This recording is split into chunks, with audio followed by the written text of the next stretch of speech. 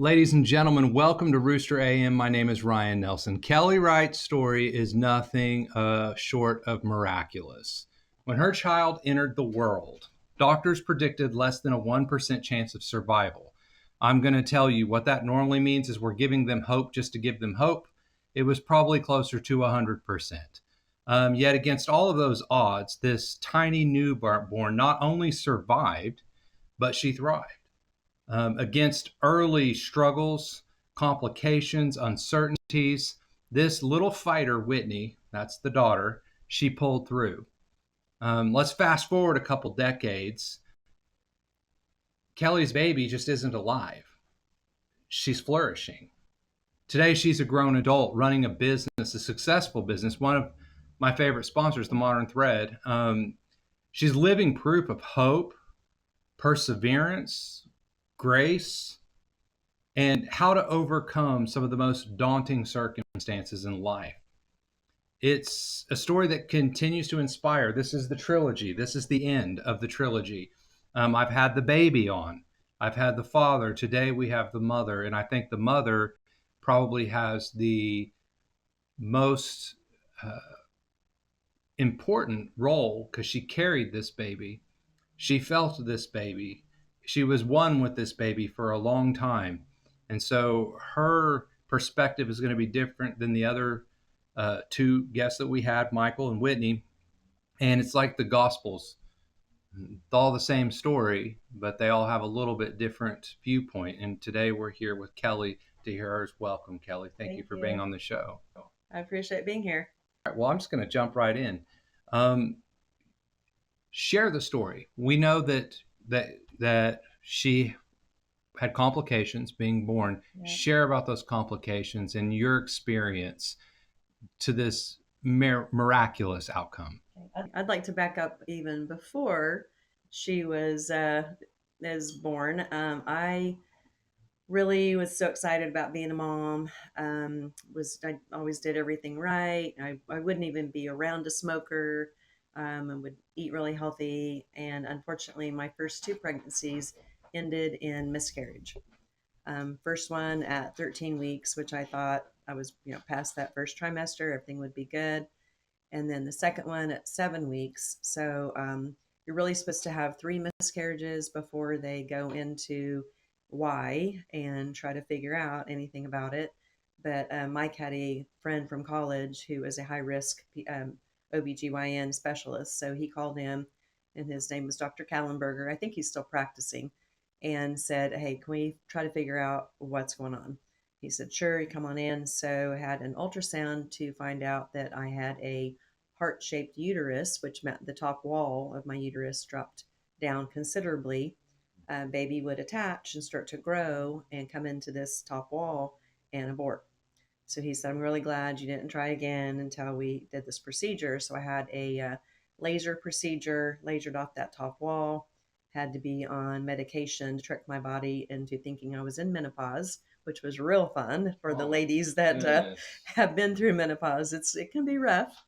And then I did that for about a month. And then after about another month, we could try again. And we did. And Dr. Kellenberger was shocked that it was happened pretty quickly. And he was like, "There's no way." And I go, "Well, you can tell me if there's a way." So I think right there, that's the first miracle that I incurred. And then got pregnant with Whitney, and same thing. I was crazy overprotective of her even in my womb. Was a workout. I used to be a bodybuilder back in the day, but so I always had this really strong background of working out and staying healthy and eating right. So did everything right. I did step aerobics till they took my step away from me, because they said, "If you can't see your feet anymore, we don't want you to use this bench." So I just did it on the floor, and then was so excited. I was a week overdue, and had to choose the date. My OBGYN was going to be out of town, and so he was going to leave on Saturday, on Friday the 14th of September. So we had to do, or on Saturday the 14th, we had to do Friday the 13th of September. So wow. Had to choose Friday the 13th. And I'm like, okay, I am not going to be suspicious on this. I'm just going to be like, okay, this is good. It'll be a good day. and everything went great until I had to be induced because I was overdue a week. And then Whitney was born, 219, comes out, and everybody in the room fell silent. Like, what's going on? So they took her over to the other side, very weak little cry, and one of the nurses flicking her little feet and said, "Come on, you can do better than that." And then she was silent. So they whisked her out of the room, and Dr. Simon, which we contribute him with saving her life. Literally, he recognized it not immediately, but he comes back in. They took her out of the room. He comes back in probably 30 minutes later, and he goes, "Well, we've got big problems. Her right lung is very full. It's like cystic fibrosis, but it's only in her right lung, not in her left. We don't understand why, but the only way she's going to survive is with a lung transplant." We're like, "Okay, what's the chances of that happening?" And he goes, "It's not good." So he goes, I'll come back later." So he left again, then we were just devastated. And he comes back in and he goes, "Well, not a whole lot better news, but that's not her lung. Those are her intestines. And those are gas bubbles in her intestines. And she has a right sided, which is very rare in the first place to have a right sided diaphragmatic hernia. He goes, "That's not her lung. Those are her intestines full of gas bubbles. We're going to have to do surgery immediately and take those intestines out and try to get her to get some oxygen in her body." So they intubated her. And I did bring, I'm a very visual person. So I brought you some pictures that the first one you'll show is them transporting her. So I had her, they take her out. Whenever I saw her getting ready to leave, she was in the case that she was in, had oxygen, and I didn't know if I'd ever see her again. If I would probably see her, but not alive. So we're like, praying immediately. They put her on Metaflight, take her to Oklahoma City, where Mike, I think he told the story about driving really fast down 74, getting stopped and telling the highway patrolman, "I'm not stopping. You can follow me, you can do whatever you want, but I'm not stopping." So he got there in time for her surgery. I unfortunately had to wait behind, just, and I'm one of those crazy ones too. I'm like, have a pretty high pain tolerance, so I am going through, dilated, and then started having contractions, and I'm like, "This is not that bad. I don't think I'm going to do an epidural." So I had natural, which in the now looking back, and even the doctor said that was the best thing that I could do, because if you take any medication to numb your pain, it's going to numb the baby too. So she was fully aware, fully awake to fight harder, because I endured a lot of pain. Towards the end, I'm like, "Okay, I messed up. I need the epidural." And they're like, "Too late." Sorry. So she was, I knew she was going to be as strong as she could be. I had a pretty large episiotomy. And so the doctor's like, "You're not leaving." And I go, "Well, I'm leaving in the morning." And so he said, "Okay, I'll come back in the morning." So by 6 a.m. on Saturday morning, I was up, dressed, showered. "I'm leaving. You sign the papers. If you don't sign the papers, I'm leaving." And so he's like, "This is against everything I know in my profession to be the right thing to do, but I know I can't keep you here." So I got there. They had already done the surgery, taken her intestines out. It was resting in a little plastic bag on her abdomen called a silo, and she was borderline whether she needed to go on a procedure that at the time was very risky, very new, called ECMO, extracorporeal and oxygen and membrane oxygenation. Get that right? And so she was standby, really struggling, really not doing well. So they chose to send her on another Metaflight to Lubbock, Texas. So Mike and I had to be separated. At the time, there were no cell phones. So he took the first flight out, and then I took the second flight out, and his mom and dad drove the car. So we could have a vehicle there, and got to Lubbock, and they had her stabilized. Did not put her on ECMO, because ECMO can cause them to be blind, deaf, don't know, if it could affect their brain or not. So we were praying to not have to do that. And miraculously, she didn't. But while she was in Lubbock, she was intubated, and they decided they were going to try to wean her off, which didn't work. So she then, after 8 days, came back to Oklahoma City, where they did wean her off the um, intubation, and they started trying to feed her. And so whenever they tried to feed her, I was trying to feed her, and which, by the way, it was 16 days. This, one of the pictures that I gave you is I didn't get to hold her at all for 16 days. So day 16, got to hold her, and we were trying to feed her, and everything that we tried to get to go down would come back up. Did an x-ray, found out that when they took her intestines out of her chest cavity and put it into her abdomen, which they did very slowly, work that in, had surgery to close that in Lubbock. It was her esophagus got kinked, so she couldn't eat. Oh, yeah.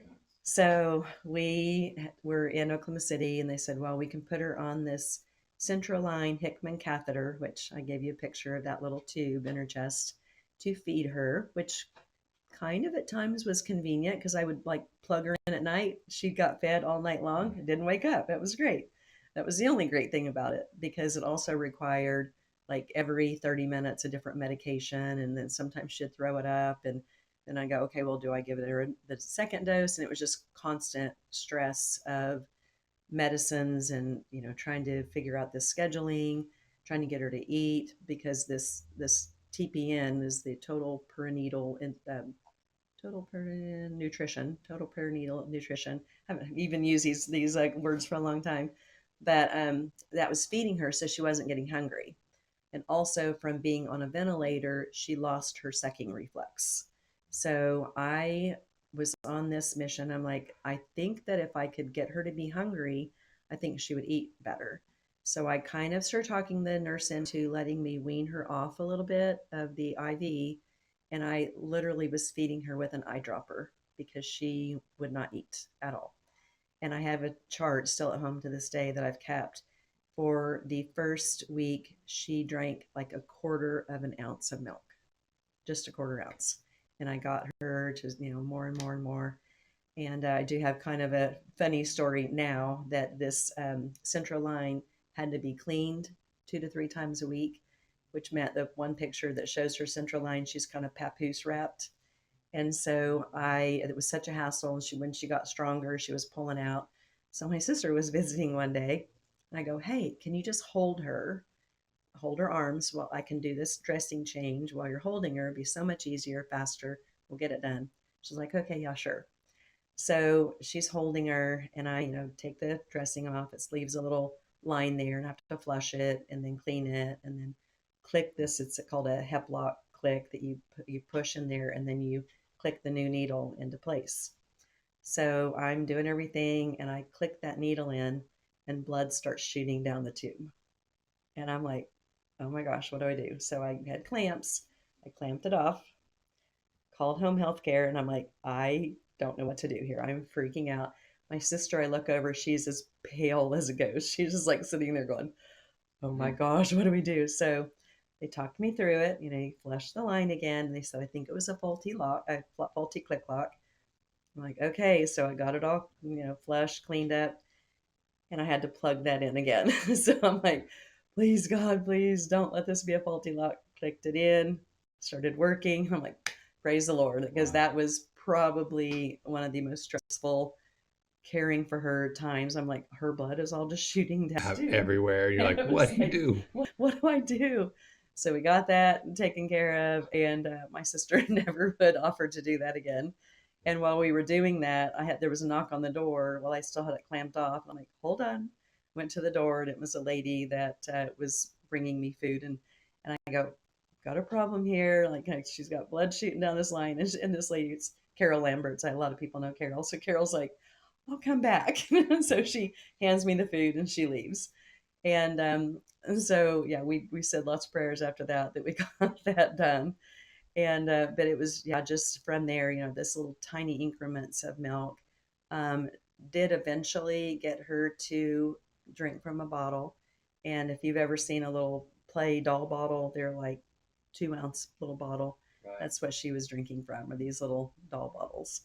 And So then fast forward, she was about 6 months old, and when she had to really breathe hard because her right lung was not there, they thought it would grow. They weren't really sure. And so she was having to really work hard to breathe and developed, it's called pectus excavatum. She had a sunken chest. You could literally put your fist in the hole in her chest. And so we took her to the doctor, and he said, well, it would be completely cosmetic to fix this, but I really feel like it should be fixed because when she's a teenager, she's going to have really bad body image and not ever going to wear a swimsuit. And so we chose to fix that. So she was 2. And while they were in there, whenever they had closed her abdomen from the first surgery, it was like getting it closed as soon as possible. And she literally looked like the scar on her right side abdomen looked like a railroad track. It was wide and it had jagged marks. Show that picture and zoom in on the Yes. scar. Yeah. So The that's quite the picture. Looks like a yes. shark bite. Yeah. Yeah, and that's what she used to joke whenever people say, "What happened to you?" She started telling people she got bit by a shark. Wow. It was pretty funny. Yeah, I think she said that in her video. So they did a scar revision, and then she has a scar from one side of her chest to the other, where they fixed the pectus excavatum. It had a metal plate in there to brace that for about a year, and then at 3 we went back and had that taken out. And that was the story Whitney told about. We promised her, we had to kind of trick her to get her to go back to the hospital. And so we promised her, we said we were going to the zoo. And then when we got to the hospital, she was freaking out and crying. And we said, we promised, we'll take you to the zoo after. And so went through surgery. Great. They got the plate out. I still have it in her little scrapbook. It's a little metal bar that they had had her ribs braced. And so we get to the zoo. The anesthesia made her sick. So she gets sick, and we go inside, and she's still like, we said, let's just go home. We'll come back to the zoo later. No, I want to go to the zoo. So we go in, and she says, had just gotten sick in the parking lot. She wanted a hot dog. And I'm like, Yeah. oh no, this is not good. This is not good. And I go, let's, hey, but maybe just start with some ice cream, something easier on your belly. No, I want a hot dog. So got a hot dog. She did great. Put her in a wheelchair, wheeled her all over the zoo. And so from there, just, kept getting How stronger. old was she? She was 2 when she had that surgery, 3 when they took the bar out. So she Okay. was 3 at the zoo. Wow. And so from there, it was just, just I didn't hold her back doing anything. She would just sweat profusely anytime she would exercise because she had one lung. And so I'm like, should I hold her back? What should I do? Like, nope, you just go for it. You do it, whatever you want to do. And she always did great, and just would sometimes get tired easily. And we took her back to, it was one of her appointments. They x-rayed her right lung, and they did say possibility it could grow some, but it grew a lot. It actually outgrew her left lung. We think that was all from just the prayers, and that's, and I think both Mike and Whitney talked about whenever I had her that it was during the turkey strip, the parades and the dances and the rodeo, and every one of those activities that were going on. Enid High football game, they stopped and announced that what was going on, and every one of those places prayed. And then we started. Mike's mom and dad went to St. Paul's Lutheran Church. They started a prayer chain. Our church started a prayer chain. Everybody that we talked to contacted their churches. We had all over the United States praying. And it was that we are 100% sure why she survived, because there's no other explanation for how, as bad as she was and her chances of survival, that she survived. Yeah, I was researching it after Michael came on, and when I was looking it up, it was she is like 1 in 1,000. I mean, it's not likely that she survives at all. Yeah. Like and not only was the all of her organs were in the wrong place. Her heart was a little off center. They weren't quite sure where her appendix was. They said if she ever has pain in her back or side anywhere with a high fever, take her immediately to the hospital because it could be an appendicitis, but she's not going to have the pain in the right side Right. area because it got pushed aside when they put her intestines back in her abdomen where they belonged. So yeah, and but I mean, I never thought in a million years she would be able to have children because also when she was about 2, we took her back to the surgeon for a checkup, and he said, "Have you noticed she has developed breast buds?" And we're like, "No." And he said, "Yeah, it's a small development, but when you are deprived of oxygen, which she was, when they took her out of the room, she was pretty much black. I mean, she was not getting any oxygen. And they said when that happens, when your brain is deprived of oxygen, you've got a train in your brain that like derails. If you think about a train derailment, when oxygen is restored, that train goes back together, not necessarily in the correct order. So if she would have progressed past the first stage of puberty at 2, she would have grown for 6 more months and then not grown anymore. Mm. So that was another miracle that we took her into an endocrinologist, did a study of her growth plates in her hands, and they weren't out of normal for her age. So we were so thankful for that because she could have been, the size of a 3-year old for her whole life if if that little train would not have gone back. When this all began, like, so you're going, and you'd already had your miscarriages. Like, was there a thought in your mind, like, I've got fixed, I'm going to have this child, it's going to be healthy? And then when everything started to unravel, what was going through your mind? My fault. Yeah, you totally, as a mom, you are carrying this baby in the womb. You think your body's going to protect the baby. And I definitely felt like it was my fault that I had failed her and that was something that I had done. But when we went to the endocrinologist and found out all the details, are like, this was not genetic at all. This was a weird, in 1 in 600,000 births, this happens. And I don't know, that was back then, 33 years ago. I don't know if those statistics have changed, if they're, more common now than they used to be.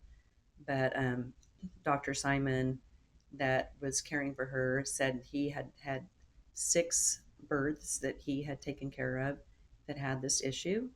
The other 5 were left side diaphragmatic hernias, and none of them survived. She was the first one that he cared for that survived. Wow. Yeah. So that had to have been really, really hard to sit there and think that. Yeah. When,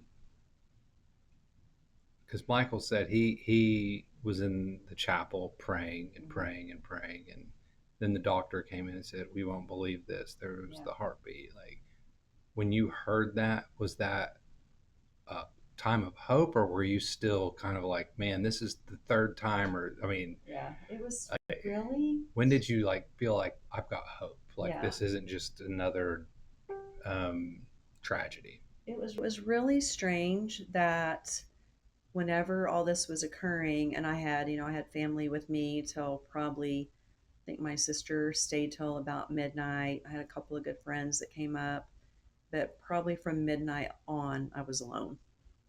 And then, Mike would call the hospital. Like, there were no cell phones back then. Like, just send me a text. They couldn't do that. And so he would call the hospital and fill me in. But then I think, was hoping that I would be able to get some sleep, which I didn't. I lay there all night and prayed.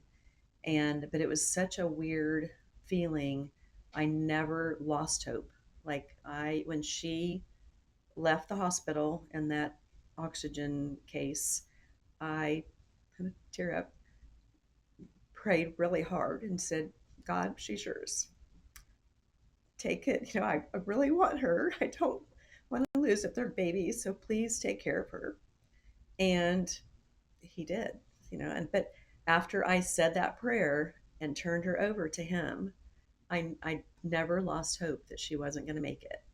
And then, whenever Mike got there the next day, and Mike goes, just told me about what he had happened, and I go, yeah, I knew. I knew. I never in my mind, I did not. I don't know if I didn't let it enter my mind, or if God protected my mind to say, I'm not going to let this happen. Wow. So that, yeah, Because you said earlier, you were like, yeah, when she left, it was like that could have been the last time I yeah, held her, and it was like, man, but you had hope, and that you were like, but that's not going to happen. Like yeah, it could be, but that's not going to happen. That's just really faithful. yeah. That is It very was, faithful because I know, and just as a pastor who's lived the life of a pastor, I've seen a lot, and you know God can do great things, and you mm-hmm, see Him do it, but then there's times where you're like, why this? yeah. Felt like I Okay. had already been through so much with the two miscarriages. And then, yeah, it's like, okay, I had the surgery. I should be good. And then, yeah, why this? But, and, and I've heard a lot, it's okay to be mad at God. I was really mad at God. And, but then I also found the comfort that I had, turned her over, and I could not lose the faith. I could not think that he was not going to save her life. I don't. I'm not trying to be like cracking the code, but I'm just thinking. Um, Whenever, and I've noticed this multiple times, people who they want to have the control. It's like I want to control this. I want to make sure that everything's going to work out the way I want it. So even with you, like I'm going to do all the things right. I'm going to do everything I can to be the best mother, the best pregnant mom. I'm going to work out. I'm going to do eat right. And then this happens. All of a sudden, you don't have control. No. And I'm definitely that's the biggest thing I struggle with God is I want to be in control. And it's that's been I've been working on that to relinquish my control. The same way. So we'll go down together. I still have that problem today. Like Yeah, I me like to too. control things. I like to know the outcome before I do anything. Yeah. I don't trust a lot, and that's a moment where you're just sitting there. You have nothing to give. Yep. You have no way of controlling, and God's saying, "Now, are you gonna let me have it?" Yeah. And you did. And so did Michael. Like Yeah. well, he did too. It was both of you kind of both did. It was just like there comes a point where you're like, okay, there's nothing I can do, Lord. Yeah. And so I want to encourage people who are listening right now. If you are in a place where you're hurting or you don't know what to do or you think there's literally no hope, maybe that's where you need to be. Mhm. Maybe that's what God wants so that you turn to Him and say, now I'm giving it over to you and you trust in Him. Yeah. And we took this really a big step, which we would have had her baptized soon anyway. But when she was leaving the Oklahoma City Hospital, heading to Lubbock, and we had our associate minister at our church, who I was very close with, and she came to visit, and she said, "Is there anything I can do for you guys?" And I go, "Yes." And she's kind of like, "Okay." And I go, "I think we should have her baptized here." So they actually had holy water in a cabinet that had been blessed. And so she came in before they got her loaded up to transport her to Lubbock, Texas, and we baptized her in the neonatal ICU. It was a very special moment, and still not as close. The associate minister that did that moved to Texas, and I don't talk to her as much as I used to, but we became very very close, very spiritual, linked together through that. I think about your daughter. Um, the way I met her was strange. It wasn't. I didn't know anything about this story, and I would have never known. I want to make this clear, okay? Like, because it may sound weird because I started the episode with one of my best sponsors right here. Yeah, I knew nothing of this story when I talked to her. I Yeah. just shopped at her store, and I really believe like you can't buy men's clothes right Yeah. in Yeah. town. And so that's the place you go. And if you walked in and saw her, you would not think anything. Yeah. You wouldn't look at her and think she had any of this happen. She is perfectly healthy, Yeah. looks healthy, talks fine, can see. I mean, there's not any damage left No. behind where when babies go through that kind of trauma, there's normally something. Hmm. Um, you know, I had kind of a similar instance. I was born with the umbilical cord wrapped around my neck, and it was all over. And I was actually, they said, dead when they pulled me out. Oh, wow. But it was just like kept passing out, and then they brought me back, and they basically told my mom, "Watch him.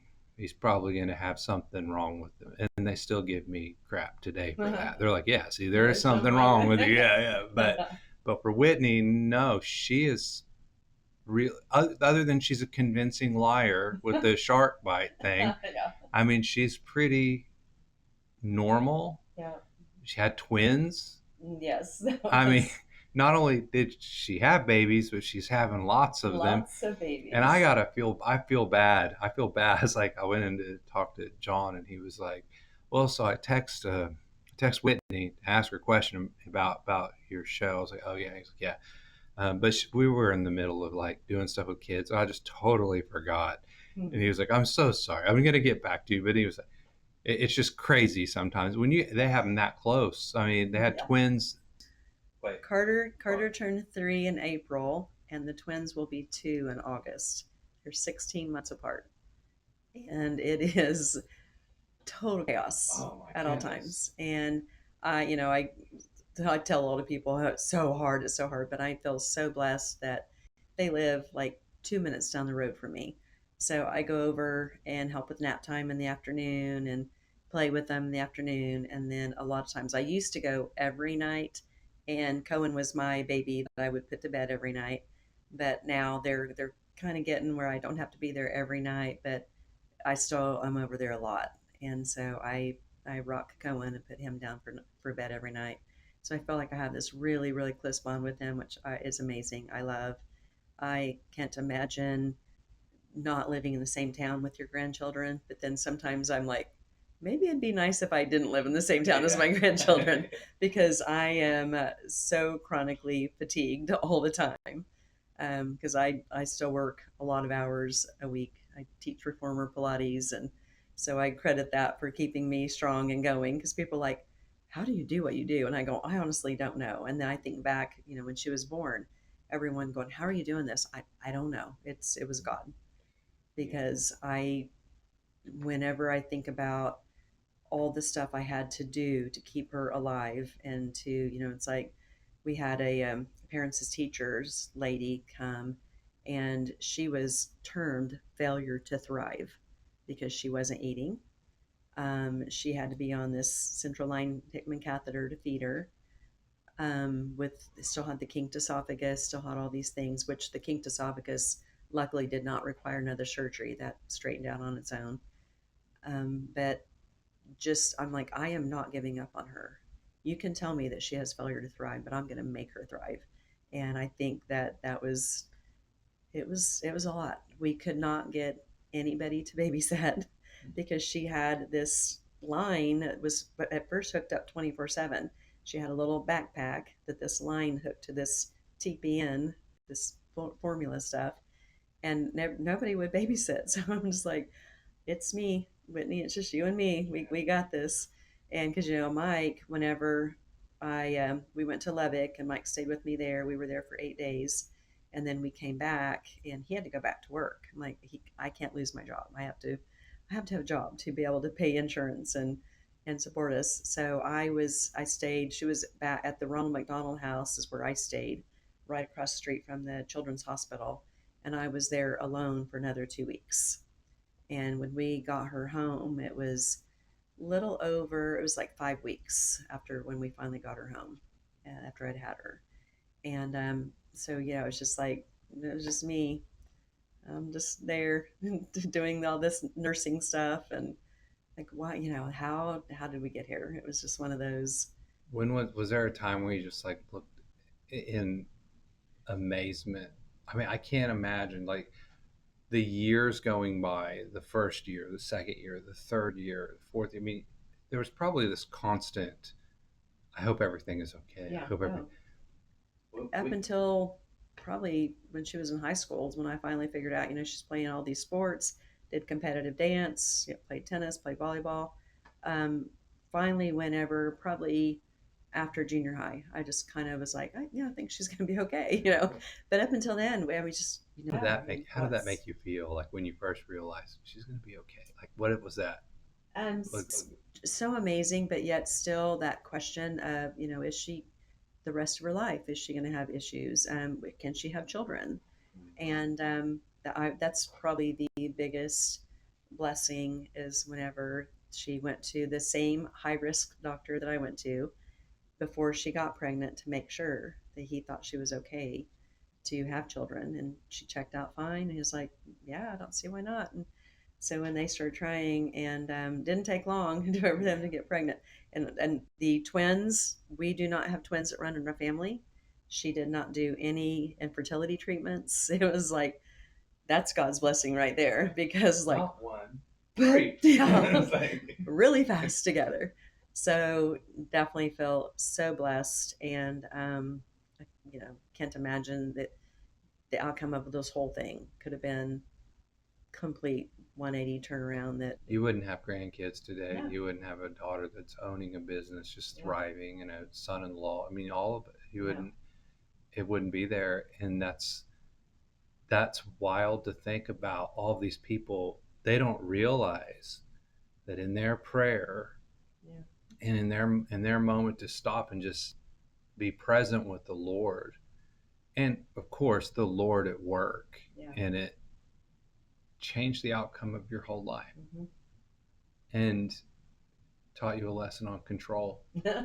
like, Still working yeah, on you're that. still working on that. Yeah, I unfortunately am pretty. It's so funny that I'm a very type B personality, but I'm also like, I like things how I like things.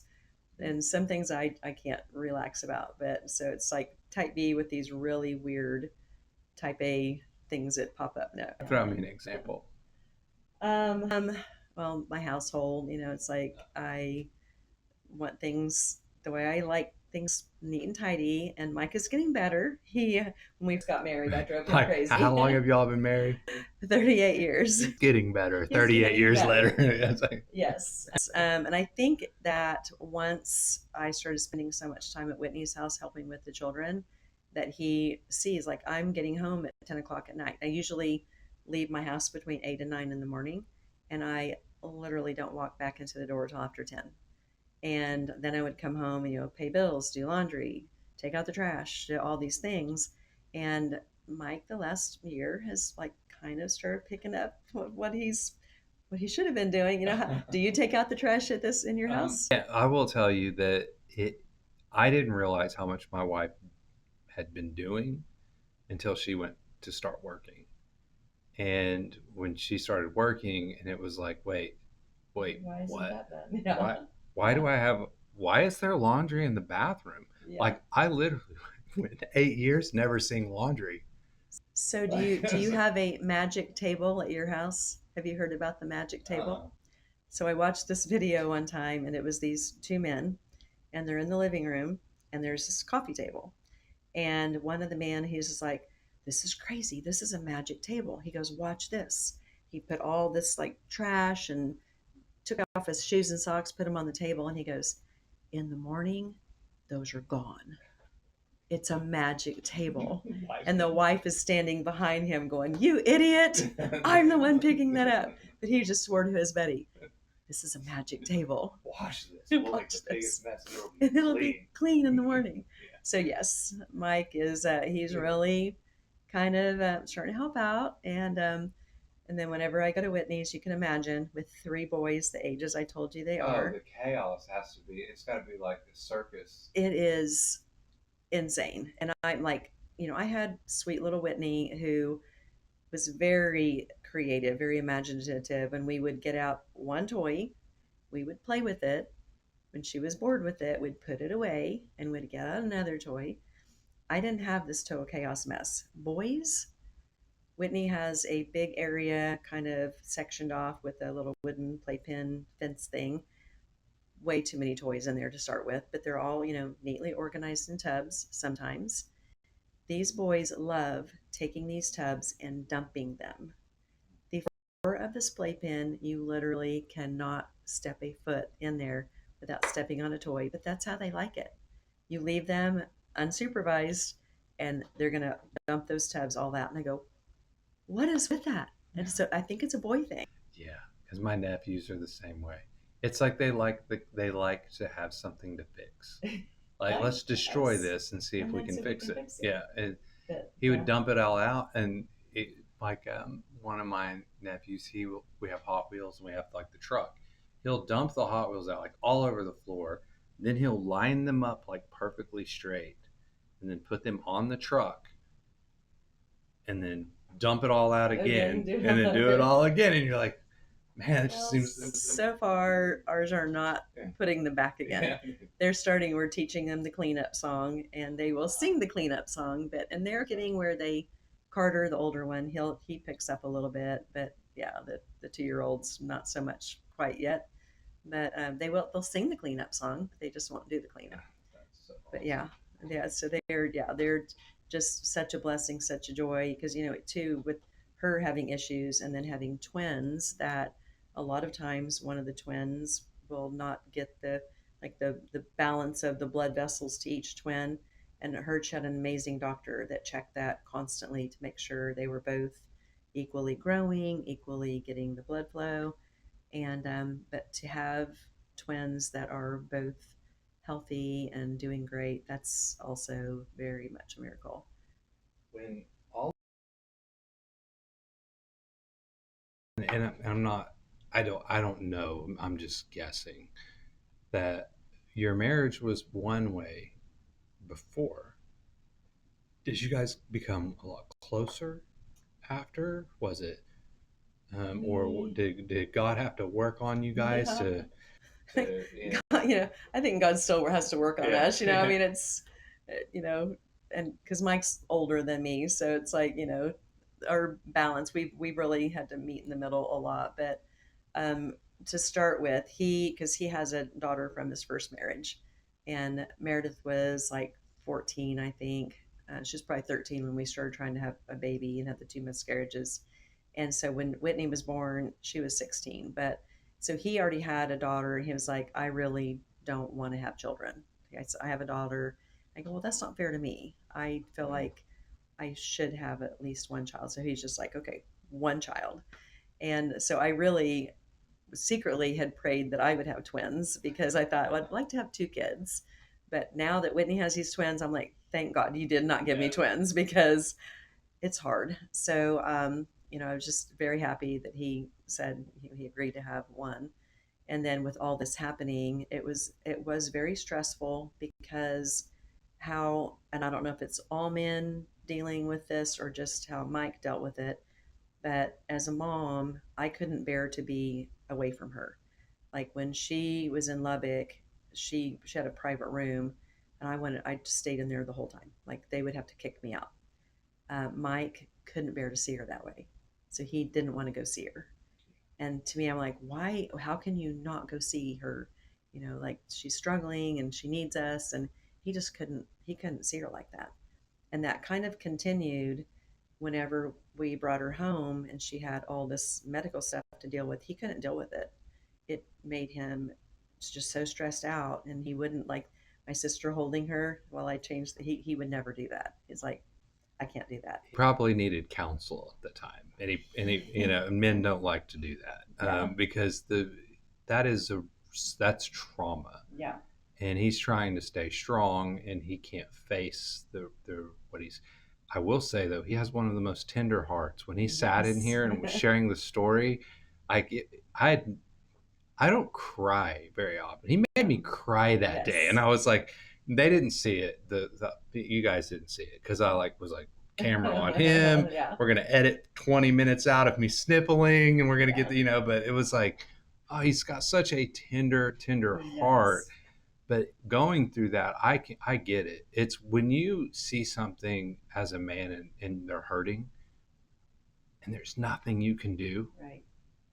You feel so Yeah. helpless. Yeah. And then it just brings on a depression, and so it's almost like better not to see it. That is not correct, by the way. I've learned this in life. What you do is you need an outlet, Yeah. and he probably needed someone to talk to, and I don't Yeah. know if he had anybody at the time, Yeah. because back His then, parents. Yeah. well, He in the 50s, you were brought up. His generation brought just be strong, power through, yeah. don't talk about Real it. men don't Yeah, cry. yeah, real Yeah. men don't cry. But it's like he probably needed to cry, Yes. and he probably needed somebody to support him. But what a strong husband. I mean, this would probably cause many people to separate, Yeah. just the hardship of it. Um, Hardship with children, loss of children, Hmm. and like finance, those kind of three things Yeah. cause many people to separate because it's just too hard to handle. Yeah.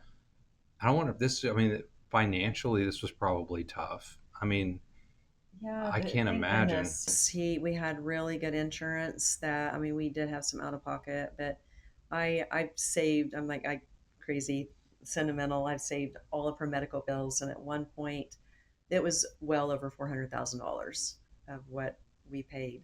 He's the same age I am. Was she born in 80? 91. Oh, no, she's the age of my wife. Well, that just, wow. All right. I'm 10 years older than my wife.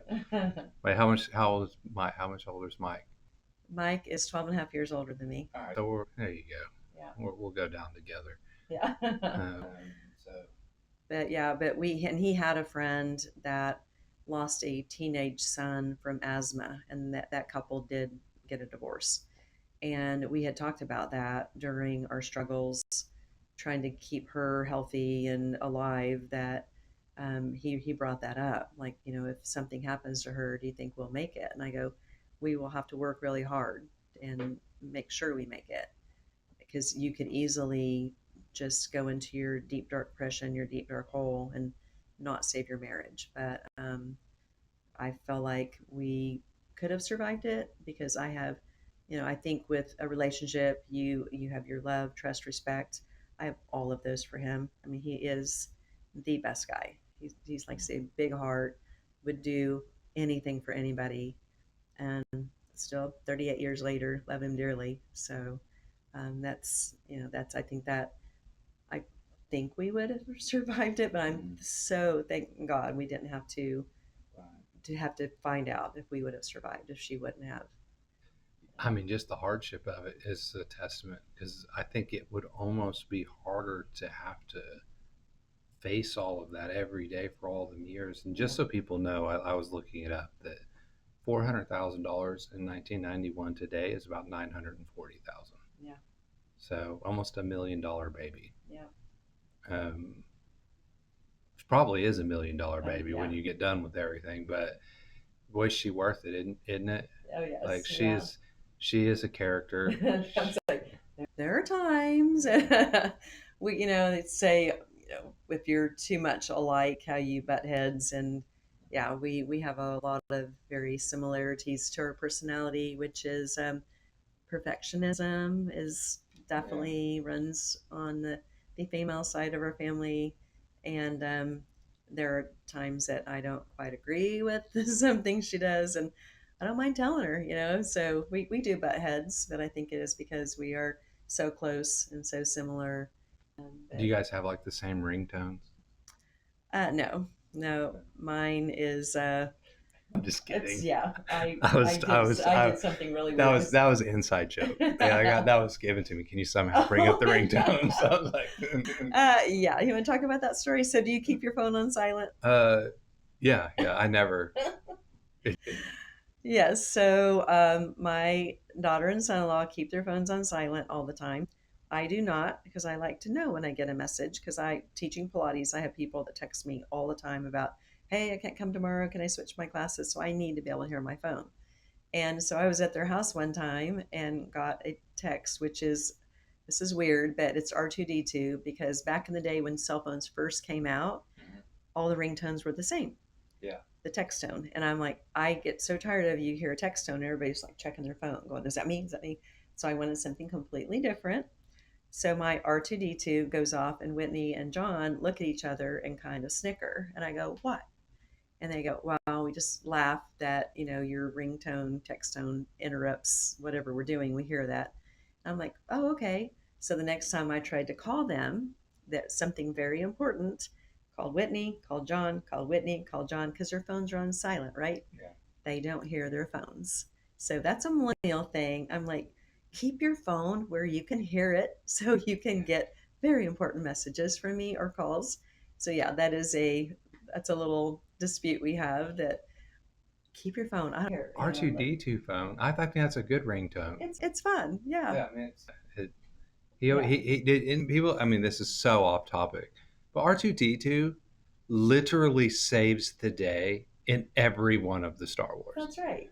I'm just saying, this little bitty droid, every one of them, there is a moment where if it wasn't for the droid, Yeah. the universe would have been destroyed. Exactly. So it's a Yes. good So ringtone. yes, and that's, that's my daughter and I are just, we're very close, but it definitely causes some butting heads. She's not very timely and will tell me, "I'll be home in 30 minutes," and it's like 2 hours, that I'm babysitting, and so that's our running, like, okay, you promised. That's kind of what I was running behind today because of her, and so I'll have a little luckily, fun with her right now. Maybe yeah.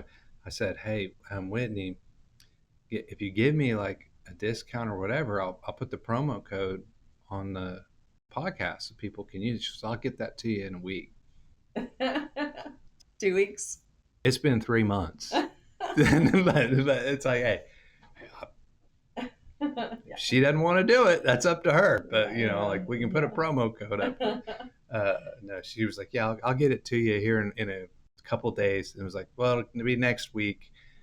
I'm so sorry. I'm just really busy right now. And I was like, I'll just let me know 3 months later. 3 months Like, later. yeah. Yeah. Yeah. Yeah, there are many times I'll send her a text, and then I'll send her the little GIF thing. Somebody, like, doing their fingers like, okay, anytime, or the clock ticking. Yeah, and I think that's all the kids, and just being so overwhelmed with everything going on right now in her life, that I give her a little slack. But Give her some grace. yeah. Yeah, she needs it. I can't imagine it. I have one child, and um, I never had it. I never had an infant. He was adopted, so like I never had the infant. But when my nephews and there's a reason I can't have children. Literally a reason why. Yeah. Like God knew. He was like, he won't be able to handle the Yeah. infants. Like there's something about holding them. I feel like I'm going to break them. Yeah. And then they're like, just change it. We'll show you how to change it. It's Yeah. I mean, just like I can't even handle it. And that's kind of how Mike was when Whitney was an infant. Like, you look at this baby with all of these cuts and scars and everything, and yeah, he wasn't real good with her at first either. Just, it was like, no. But then as she got older and we knew she was going to be okay, I mean, Mike is the best dad. He's the best. His nickname, Carter, the older one, named him Bobo. Mm-hmm. And he's the best Bobo with these boys. And Carter nicknamed me Dee Dee. So we are Bobo and Dee Dee, and just loving with them. And just, it's all just blessing from God that Whitney's here to let us have these grandkids. And yeah, I mean, y'all's story is incredible, and it gives people hope. It's inspiring. It's very kingdom centered. I mean, this is our Lord at work. And people say, well, I want to see miracles. I don't believe in miracles. Well, right here was one. Yeah. And I would guess even today, at today's standard, if this happened today with all of the great stuff we have, it would still be considered miracle. Yeah. Like it's not,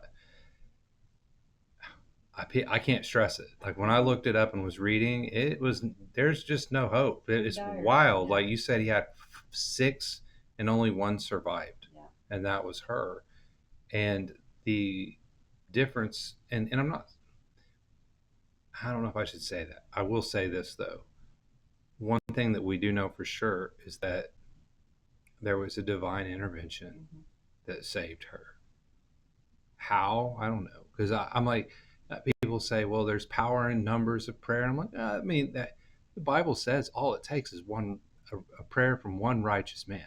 So maybe it takes 1,000 before we find the righteous man, Yeah. but it only takes one. So you don't have to feel like you have to have stadiums of people praying. Like, get on your knees and pray. It's not a bad thing to do, and not just for tragedy. A lot of times people wait until then. It's like, get up every day, Yeah. you know, spend 5, 10, 15 minutes just you and the Lord praying with.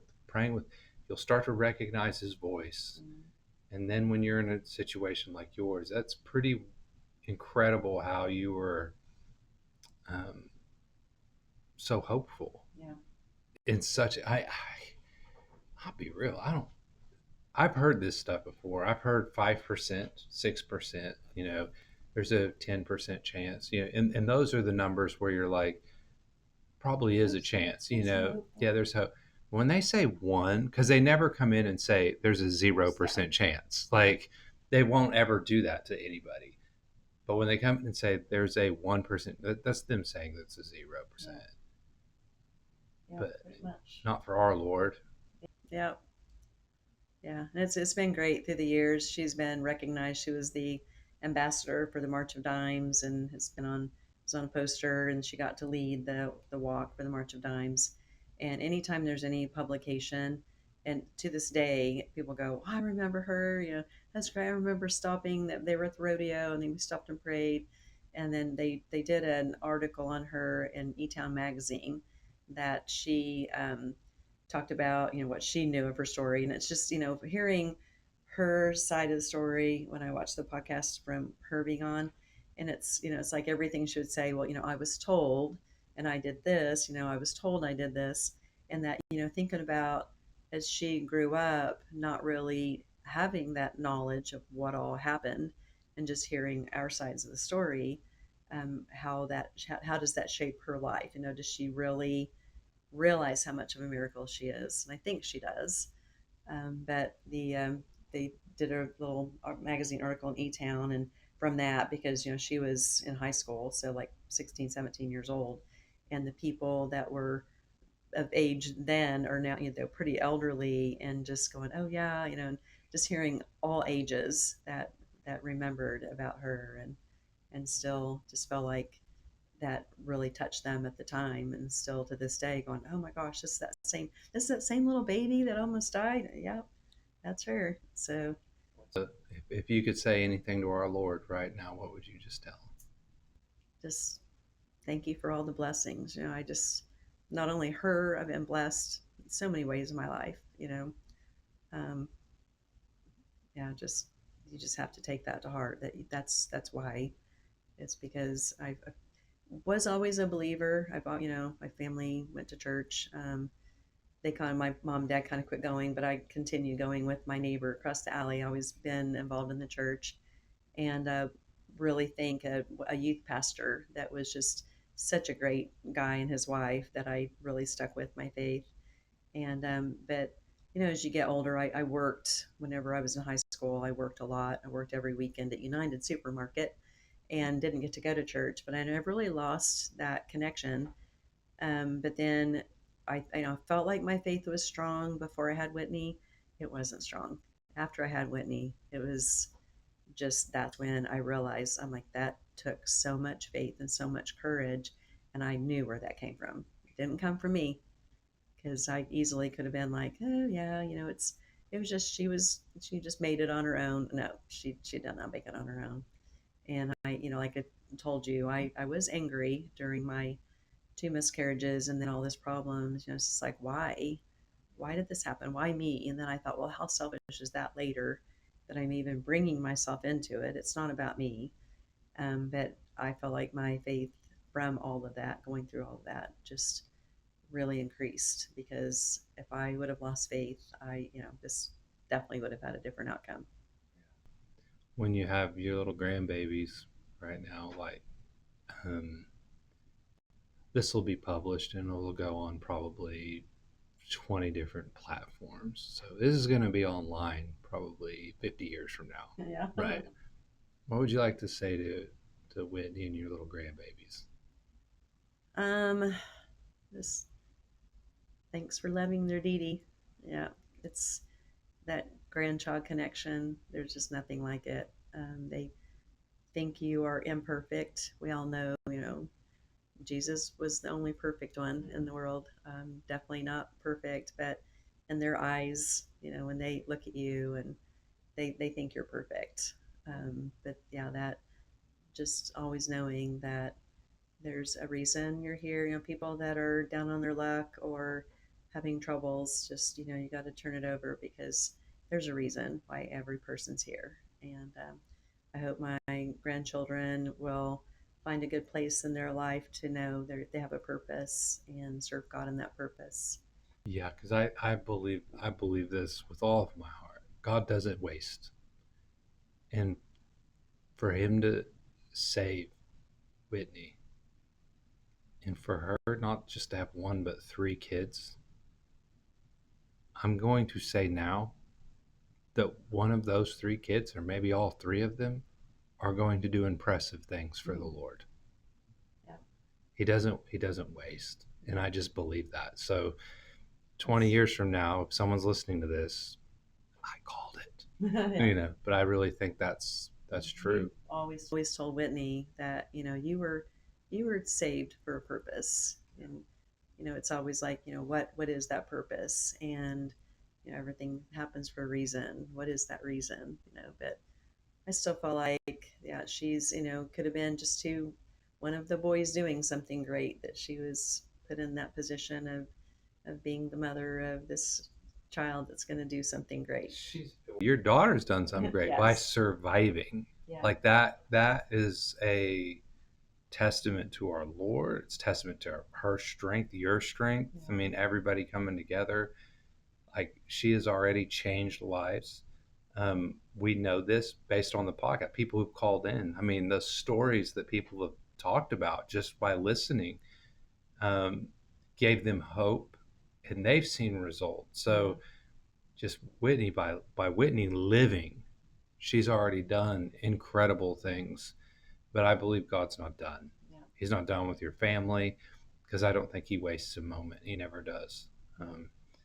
So, do you mind if I pray as we close? That's great. All right. Father, thank you so much for your healing hands. Thank you for Whitney. Thank you for her family, and Lord, for protecting them. And I ask that you continue to protect Whitney and her children. Um, Lord, we believe good things are going to happen. I ask you to bless those children. Continue to bless uh, Michael and Kelley and Whitney and John. Just bless them all. Um, your goodness is seen through this. Let us not forget it. And let us remind ourselves daily that you get the glory for it. It was you, Lord. And we just want to come to you and say thank you. Thank you for your goodness. Thank you for your love. Thank you for your mercy. Most of all, thank you for your grace, because we didn't deserve this. We don't deserve to have children. We don't deserve your love, yet you gave it anyway. And we just want to say thank you. I ask this in your name, Jesus. Amen. Amen.